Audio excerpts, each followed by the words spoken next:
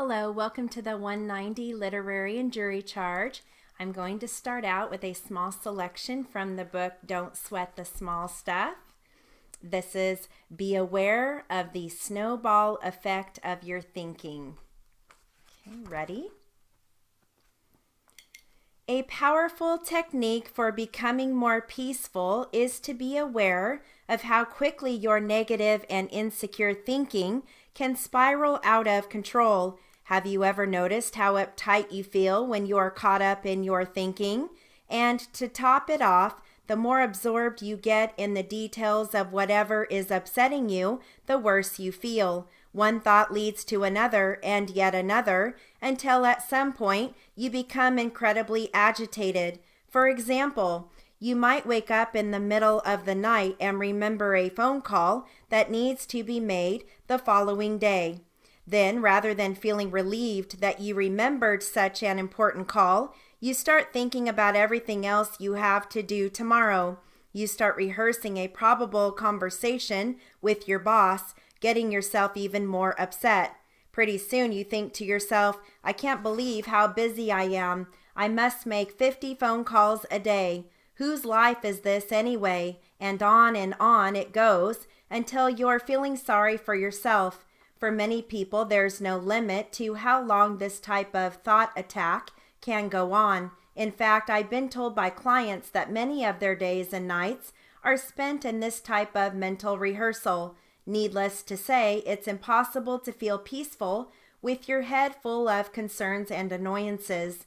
The solution is to notice what's happening in your head before your thoughts have a chance to build any momentum.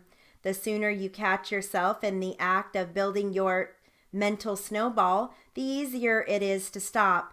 In our example here, you might notice your snowball thinking right when you start running through the list of what you have to do the next day. Then, instead of obsessing on your upcoming day, you say to yourself, wow, there I go again, and consciously nip it in the bud. You stop your train of thought before it has a chance to get going. You can then focus not on how overwhelmed you are, but on how grateful you are for remembering the phone call that needed to be made. If it's in the middle of the night, write it down on a piece of paper and go back to sleep. You might even consider keeping a pen and paper by the bed for such moments. You may indeed be a very busy person, but remember that filling your head with thoughts of how overwhelmed you are only exacerbates the problem by making you feel even more stressed than you already do. Try this simple little exercise the next time you begin to obsess on your schedule. You will be amazed at how effective it can be. Okay, I have an article here. This is called Plight of the Grizzly. Ready? In the growing controversy over how to save the great bears, all too little has been said about why. Bees, spiders, and snakes have proved more deadly in a statistical way, but only the great bear, the most formidable beast in the New World, has been able to make meat of humankind in direct confrontations. So as we began to settle in big bear ranges, clearing the places of grizzlies was imperative if we wanted a nice place to live. This has been largely accomplished. About 100,000 grizzlies once roamed the West. Now only 500 to 600 survive, mostly in northwestern Montana and northwestern Wyoming. There are still up to 50,000 animals in western Canada and Alaska. In regard to our relationship, grizzlies haven't changed much since we began routing them. They remain determined to pursue and defend their own self-interest by violent means if necessary, and generally don't give a care about what we want. There is no reason to expect that they can be persuaded to act differently than they have always done. But our opinions about grizzlies have changed. In 1980, we decided that the grizzlies remaining in the states should be preserved. And ever since, bureaucrats, scientists, and private wildlife organizations have been feuding about why the bears are disappearing and who is to blame. The Park Service has been accused of mismanagement, principally because some time ago it closed open pit garbage dumps in Yellowstone National Park, where many grizzlies had fed for more than 50 years. The Forest Service was charged with being more interested in ranchers, timber companies, and oil drillers than in grizzlies, and state game agencies caught heat for not enforcing the laws to protect them. As a result, we have come to appreciate that there are few things in the world so difficult to preserve as a wild grizzly bear. The biological problems are relatively minor, but the political, social, and economic problems are exceedingly complex. Several recent happenings suggest these difficulties. And in the past, some 30 grizzlies, less than 5% of all their number left in the West, now wear radio transmitters. One, number 38, is a mature female who lives inside the bear habitat of the Yellowstone ecosystem, a tract of more than 8,800 square miles, about 1/3 of which is within Yellowstone National Park. Last year, grizzly number 38 and 2 half-grown cubs began traveling toward the National Forest in Idaho. On August 23rd, her signal was picked up by Dick Knight, a Yellowstone bear biologist who was patrolling in an airplane. Knight alerted George Matiko, a Forest Service range wildlife manager, who called Bill Inget, a sheep rancher. Inget had about 3,000 sheep on leased federal land in the Tygi Basin, a Situation 1 area. In these areas, the welfare of grizzlies come first, before the interest of humans. There are also Situation 2 and 3 areas in which, vis-a-vis bears, human interest, are progressively upgraded. Inget had his 2 shepherds start moving the sheep to Big Springs, some 15 miles distant. However, number 38 and her cubs arrived and jumped the sheep on their bed ground. The bears were driven off by warning rifle fire, but during the night 2 sheep were attacked and had to be put to death. On August 24, Inget, his sister, Louise, and 2 nephews, Hal and Jeff Buster, joined the shepherds. Shortly, Forest Service biologist Barbara Franklin arrived looking for bear signs. For the next 3 days, nobody knew where the bears were, the weather having turned so bad that Dick Knight could not fly. On the 27th, visibility improved and Knight got a signal pinpointing number 38 only half a mile from the flock. That night a lamb was killed. 2 days later, Hal Buster, on horseback, was charged by bear number 38, probably in defense of her cubs. Buster managed to escape. The Forest Service closed several nearby campgrounds and evacuated 2 of its own work crews, as well as some commercial loggers and sawmill operators. About 20 people assembled, personnel from the Forest Service, the Idaho Fish and Game Department, and the Grizzly Bear Study Team. They were in disagreement about what should be done. Inget wanted the bears removed. This team argued that this was Situation 1 country. Forest Service operators were torn between their obligations to the grizzlies and to Inget, in a sense their client. Idaho game officers who had bear handling equipment said they would use it when the feds, on whose land the problem was occurring, made up their minds. A compromise was struck. Inget would continue to move his sheep and Forest Service officials would cover his retreat. The bears were hazed by aircraft, and flares and propane cannons, noisemakers really, were fired at them.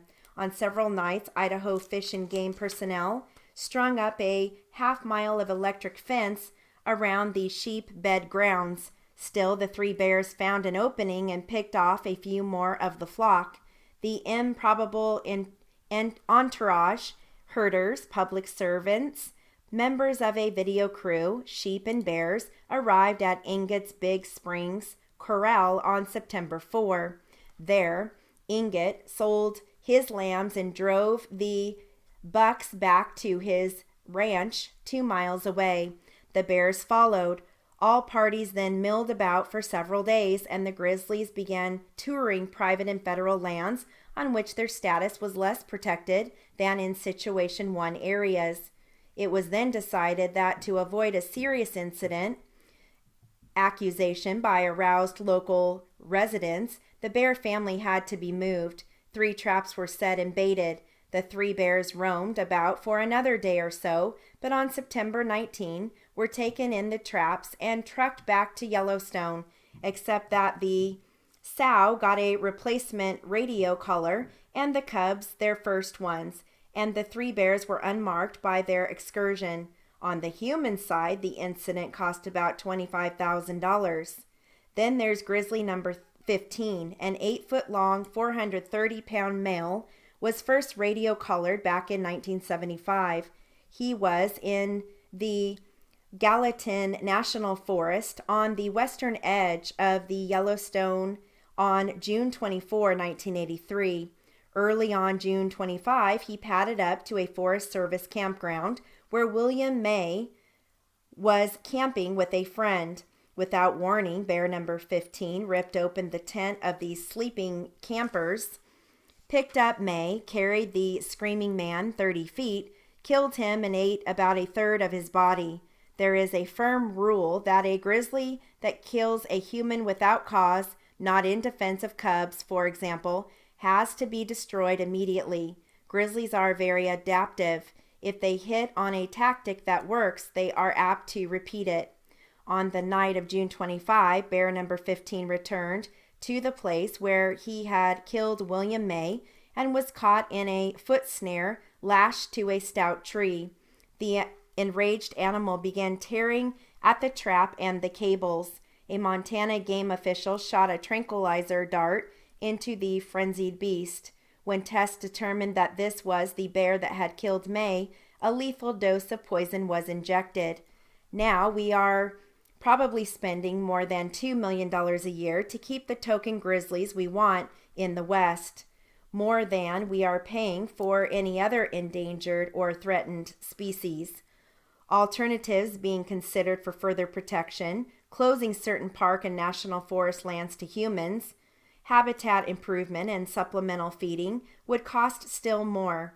Inevitably, questions about price raise larger ones about values, but in all the testimony about how to save the grizzlies, next to nothing has been said about why we should have them at all. Chris Servinson, a fish and wildlife service biologist and the chief scientific consultant to a committee of federal and state executives now grappling with grizzly preservation, likes to hike into an isolated district in the Mission Range of Montana. In those parts, he is always aware that he might meet up with a grizzly. I'll hear an odd sound and prickles will start on the back of my neck. It is fear, but the consequences are interesting. My senses seem extraordinarily sharp.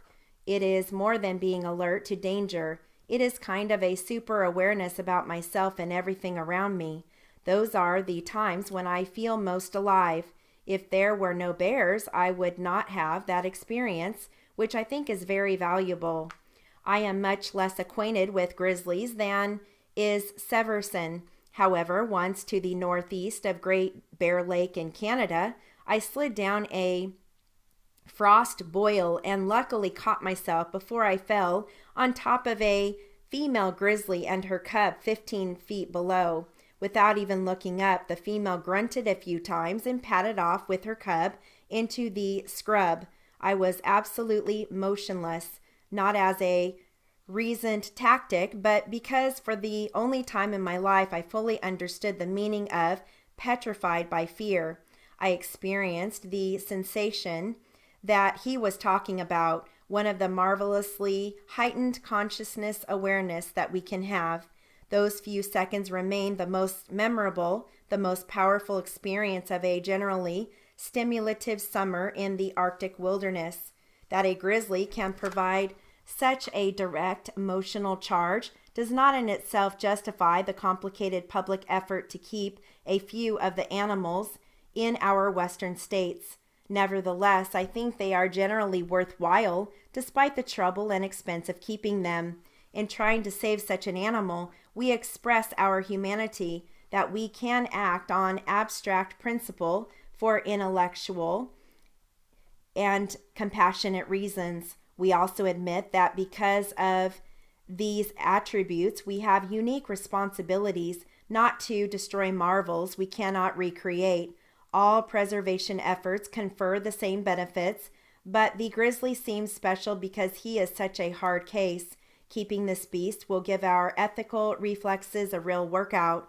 Wilderness areas are a demonstration of plots of the ancient, immensely complex system that has produced and supported life in this world. We probably will never know exactly how it works, but it is very important that we understand that we operate within the system. Most of us need an exhibition like the wilderness to drive home the message. And the grizzly bear, he has such a history and reputation that he is not only of the wilderness, but makes the wilderness on the ground and in our heads. We can sit securely at a scenic highway overlook, and if we know that there are great bears in the expanse of the mountains and forests below us, we understand immediately that we are in the presence of the wilderness. Valuable reflections often follow. This world remains a dangerous place. Trees or muggers can fall on us. We can succumb to microbes or motor vehicles, or incinerate ourselves for political reasons. But the great bear is the only thing around that now and then, simply as an expression of its nature, can step out and make us his meat. We can't take the bear out of the woods permanently, but this will not change the reality he so powerfully represents. It will only make the reality more difficult to understand and remember. Okay. I have some jury charge here. Actually, this is closing arguments. Okay, here we go. No motive was ever introduced in this case. There is no reason given by Mr. Hunt because he hasn't thought that far. He didn't think he would be asked that question. Why in the world would you be in the back of the motel late at night, debris all around, just strolling there with Mr. McKinnon? Why, Mr. Hunt? Well, for no reason. Why in the world would two men be doing that at that point? There is no reason. That was the answer because it never happened. No one else saw Orlando Hunt at the back of the motel. Carrie Don Scott says, I didn't see him. You look at the diagram that Mr. Davis had all the witnesses positioning themselves on. You look at that diagram. You look at how close Carrie Don Scott and Orlando Hunt would be at the time of the shooting. They would be looking into each other's eyes at the time of the shooting if they were there. Neither guy says he saw the other guy. Orlando Hunt got the details wrong. Orlando Hunt is the guy who says the gun is black. Remember, Carrie Don Scott says the gun is silver and chrome? Orlando Hunt got the details wrong. Orlando Hunt is the guy who says that Crandall McKinnon pointed the gun straight up and down. Carrie Don Scott is the guy that says, no, I did it in a special way, or he did it in a special way. We call it gangster style, where you twist it to the other side. That's exactly what he said. Orlando Hunt is the guy who said he saw no one in the field, not Carrie Don Scott, not Gina Lee, not Chester Norwood. Hunt said he ran north and then west to Hathaway to his mother's house. If he did that, he would have run right up to the back of Chester Norwood and Gina Lee as they're going to the same direction. Orlando Hunt was the guy who said that he did not know if Gina Lee was a user of crack cocaine in January of 2014. Now think about that. A small lie? Think about that. Orlando Hunt is the man who said, Gina Lee, I don't know if she is a user of crack cocaine. I don't know. I've never seen her that way. On the 4th of January, she seemed normal to me. She didn't seem high to me. That's what he said. It's in the transcript. It's in your notes. Well, that is crazy. They had a child together. They knew each other for years. Everyone else in the world knew that Gina Lee was a terrible crack cocaine user. Gina Lee herself said she was a terrible crack cocaine user. She wasn't even shy about it. She said, I've been using crack cocaine 24 hours a day, 7 days a week, for years before and after. Okay, that concludes our literary and jury charge for the 190 class.